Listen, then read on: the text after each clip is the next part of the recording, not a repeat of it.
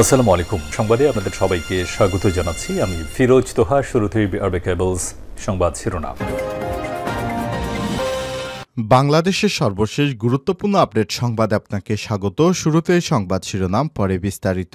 শুরুতেই জানাবো, হাইব্রিড নেতা ডাকায় বিএনপির দুই গ্রুপের সংঘর্ষ, আহত ৫। কিশোরগঞ্জের ভৈরবে হাইব্রিড নেতা ডাকায় বিএনপির দুই গ্রুপের মধ্যে ভয়ানক সংঘর্ষের ঘটনা ঘটেছে। এতে অন্তত ৫ জন গুরুতর আহত হয়েছেন।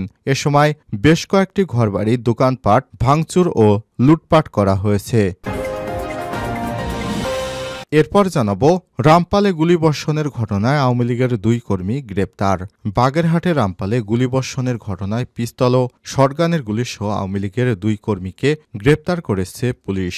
আজ উপজেলার কালীগঞ্জ বাজারে আবু সাইদের রাইস মিল থেকে এসব গুলি উদ্ধার করা হয়। এদিকে ৩ বার ফেল করে ড্রপ আউট ছাত্রদল নেতা ছাত্রত্ব ফেরাতে লবিং।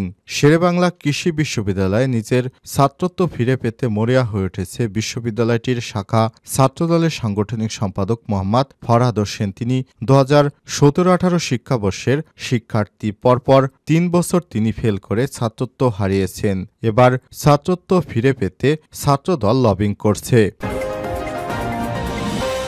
জানাবো, আজহারের মাহফিল চলাকালে ২১ নারীসহ আটক ২২, নেপথ্যে যে কারণ।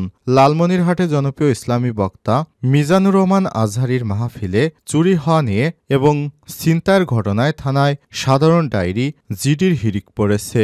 এ পর্যন্ত চোরচক্রের ২১ জন নারী এবং আরও একজনকে গ্রেপ্তার করা হয়েছে। এদিকে অন্তর্বর্তীকালীন সরকারের প্রধান দায়িত্ব শেখ হাসিনার বিচার করা বললেন শফিকুল আলম। অন্তর্বর্তীকালীন সরকারের প্রধান দায়িত্ব হাসিনাকে ফিরে এনে তার বিচার নিশ্চিত করা। আজ দুপুরে কুষ্টিয়া ইসলামী বিশ্ববিদ্যালয়ে বীরশ্রেষ্ঠ হামিদুর রহমান মিলনায়তনে জুলাই বিপ্লবের আকাঙ্ক্ষা ও গণমাধ্যম শীর্ষক সেমিনারে বক্তা হিসেবে প্রধান উপদেষ্টার প্রেস সচিব শফিকুল আলম এসব কথা বলেন। এবং সর্বশেষ জানাবো, সৌদি আরবে ২১,০০০ প্রবাসী গ্রেপ্তার। সৌদি আরবে গত এক সপ্তাহে ২১,৪৮৫ জন অবৈধ প্রবাসীকে গ্রেপ্তার করা হয়েছে। একাধিক ঘটনায় জড়িত থাকার কারণে তাদের গ্রেপ্তার করা হয়, যার মধ্যে রয়েছে আবাসিক আইন লঙ্ঘন, সীমান্ত নিরাপত্তা লঙ্ঘন এবং শ্রম আইন লঙ্ঘন। প্রিয় দর্শক, এতক্ষণ শুনছিলেন সংবাদ শিরোনাম, এবারে বিস্তারিত। তবে তার আগে বন্ধুরা, অনুরোধ থাকবে সংবাদটিতে একটি লাইক দিন। এই চ্যানেলে আপনি নতুন হয়ে থাকলে আমাদের সংবাদটি দেখতে দেখতে চ্যানেলটি সাবস্ক্রাইব করে রাখুন। কমেন্ট করে আপনার মূল্যবান মতামত জানিয়ে দিন বন্ধুরা, আপনি বিশ্বের কোন দেশ থেকে বা বাংলাদেশের কোন স্থান থেকে আমাদের সংবাদটি দেখছেন এবং শুনছেন। এবারে বিস্তারিত।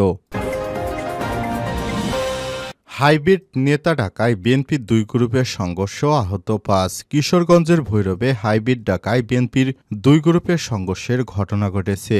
এতে অন্তত ৫ জন আহত হয়েছে। সময় বেশ কয়েকটি ঘরবাড়ি, দোকানপাট ভাঙচুর ও লুটপাট করেছে বিএনপির নেতাকর্মীরা। শনিবার ১৮ জানুয়ারি দুপুর ১২টার দিকে ভৈরব শহরের চণ্ডীবের হাসপাতাল সংলগ্ন এলাকায় ঘটনা ঘটায় বিএনপি।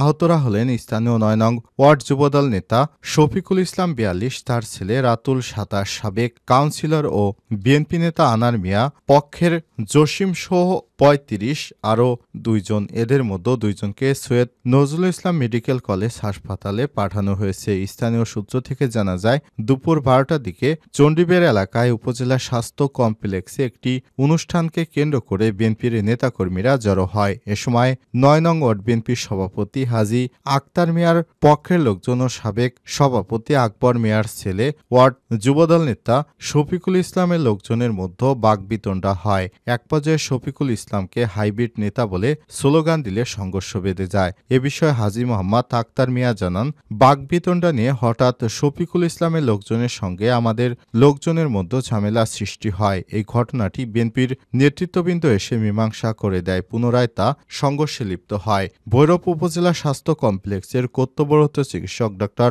রোজিনা পারভিন জানান, মারামারির ঘটনায় ৫ জন চিকিৎসা নিচ্ছে, তাদের অবস্থা গুরুতর। এই ঘটনায় এলাকায় বেশ কিছু বাড়িঘরে হামলা ভাঙচুর এবং বেশ কিছু দোকান লুটপাট চালিয়েছে বিএনপির নেতাকর্মীরা। রামপালে গুলিবর্ষণের ঘটনায় আওয়ামী লীগের 2 কর্মী গ্রেপ্তার। বাগেরহাটে রামপালে গুলিবর্ষণের ঘটনায় পিস্তল ও শটগানের গুলিসহ আওয়ামী লীগের 2 কর্মীকে গ্রেপ্তার করেছে পুলিশ। শুক্রবার সন্ধ্যায় 17 জানুয়ারি উপজেলার কালীগঞ্জ বাজারে আবু সাইদের রাইস মিল থেকে সব গুলি উদ্ধার করা হয়। রামপাল থানার ভারপ্রাপ্ত কর্মকর্তা মোহাম্মদ সেলিম রেজা জানান, রামপালের সাবেক উপজেলা চেয়ারম্যান ও জেলা আওয়ামী লীগের সদস্য শেখ মোহাম্মদ আবু সাইদ ও তার ছেলে আবু মতলুব ও সাংবাদিক পরিচয় দানকারী একরামুল হক সহ অনেকেই কালীগঞ্জ বাজারে শোডাউন করছিল। এ সময় এলাকাবাসী বাধা দিলে তাদের উপর গুলিবর্ষণ করে পালিয়ে যায় তারা। এরপর পুলিশ অভিযান চালিয়ে বাঁশতলী ইউনিয়নের কালীগঞ্জ বাজারে আবু সাইদের মালিকানাধীন রাইস মিলে অভিযান চালিয়ে 1 রাউন্ড পিস্তলের গুলি ও 25 রাউন্ড শটগানের গুলি উদ্ধার করে। এ সময় আবু সাইদ সহ অনেকেই পালিয়ে গেল। আবু মতলুব রাজীবকে পুলিশ গ্রেপ্তার করেছে। ওসি আরও জানান, শনিবার 18 জানুয়ারি দুপুরে গ্রেপ্তার 2 জনকে আদালতে প্রেরণ করে আদালত তাদের কারাগারে পাঠিয়ে দেয়। ব্যাপারে রামপাল থানায় একটি মামলা দায়ের করা হয়েছে বলে জানান তিনি। 3 বার ফেল করে ড্রপ আউট ছাত্রদল নেতা ছাত্রত্ব ফেরাতে লবিং। শেরেবাংলা কৃষি বিশ্ববিদ্যালয় নিজের ছাত্রত্ব ফিরে পেতে মরিয়া হয়ে উঠেছে বিশ্ববিদ্যালয়ের শাখা ছাত্রদলের সাংগঠনিক সম্পাদক মোহাম্মদ ফরহাদ হোসেন। তিনি 2017-18 শিক্ষাবর্ষের কৃষি অনুষদের শিক্ষার্থী ছিলেন। জানা যায়, ফরহাদ হোসেন 2018 সালে পোষ্য কোটায় প্রথম বর্ষে ভর্তি হন। ভর্তির পরে ক্লাস নিয়মিত করলেও পরীক্ষায় পাশ করতে পারেননি তিনি। একই সেমিস্টারে পরপর 3 বার অকৃতকার্য হন। বিদ্যালয়ের নিয়ম অনুযায়ী একই সেমিস্টারে পর্যায়ক্রমে 3 বার কোনো শিক্ষার্থী অকৃতকার্য হলে তাকে ড্রপ আউট অর্থাৎ ছাত্রত্ব বাতিল হয়ে যেতে পারে। নিয়ম অনুযায়ী 2021 সালে ফরহাদ হোসেনের ছাত্রত্ব বাতিল করে বিশ্ববিদ্যালয়ের কর্তৃপক্ষ। ছাত্রত্ব না থাকা সত্ত্বেও 2022 সালের মে মাসে বিশ্ববিদ্যালয়টির শাখা ছাত্রদলের সাংগঠনিক সম্পাদক পদ পান ফরহাদ। গত 5 আগস্ট ছাত্র জনতার অভ্যুত্থানের পর রাজনৈতিক পটভূমি পালাবদল হয়। এরপর থেকে ছাত্রত্ব ফিরে পেতে দৌড়ঝাঁপ শুরু করেছেন এই ছাত্রদল নেতা। খোঁজ নিয়ে জানা যায়, আগামী 19 জানুয়ারি বিশ্ববিদ্যালয়টির 83তম একাডেমির কাউন্সিল সভা অনুষ্ঠিত হতে যাচ্ছে। ছাত্রত্ব ফিরে পেতে বিশ্ববিদ্যালয়ের রেজিস্ট্রার বরাবর আবেদন করেছেন তিনি। অভিযোগ উঠেছে, একাডেমিক কাউন্সিলর সভায় নিজের ছাত্রত্ব ফিরে পেতে রাজনৈতিক প্রভাব খাটিয়ে বাংলাদেশ জাতীয়তাবাদী দল বিএনপির প্রভাবশালী নেতাদের মাধ্যমে জোর লবিং করেছে ছাত্রদলের এই নেতা। মোহাম্মদ ফরহাদ হোসেনের বিরুদ্ধে বিভিন্ন সময় কলেজ গেট ও দোকানগুলোতে চাঁদাবাজির অভিযোগ রয়েছে। নাম প্রকাশ করতে অনিচ্ছুক এক শিক্ষার্থী জানান, ড্রপ আউট হওয়ার পরেই দীর্ঘ সময় পর নিয়ম অনুযায়ী তিনি ছাত্রত্ব ফিরে পেতে পারেন না। আশা করি নিয়ম বহির্ভূতভাবে ছাত্রদলের এই নেতা ছাত্রত্ব ফিরিয়ে নিয়ে বিতর্কিত কর্মকাণ্ডে যাবে না বিশ্ববিদ্যালয় প্রশাসন। বিএনপি কিভাবে এরকম একটি চাঁদাবাজকে তাদের দায়িত্ব দেয়, এ বিষয়ে উপাচার্য অধ্যাপক ডক্টর মোহাম্মদ আব্দুল লতিফ বলেন, একাডেমিক কাউন্সিলের সভায় সে আবেদন করেছে। আবেদন সবাই করতে পারে। এ ব্যাপারে একাডেমিক কাউন্সিলর সিদ্ধান্ত নেবে তার ছাত্রত্ব ফিরে পাবেন কিনা। আর কোনো নিয়ম অনিয়মের মাধ্যমে কোনো কিছু হবে না বলেও জানান তিনি। আজহারের মাহফিল চলাকালে 21 নারীসহ আটক 22 নেপথ্যে যে কারণ।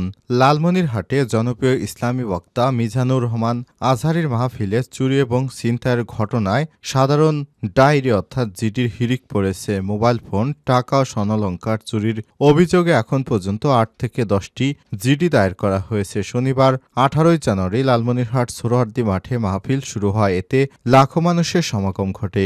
অতিরিক্ত ভিড়ের সুযোগ নিয়ে সংঘবদ্ধ চোরচক্র এই ঘটনা ঘটেছে বলে অভিযোগ পাওয়া গেছে।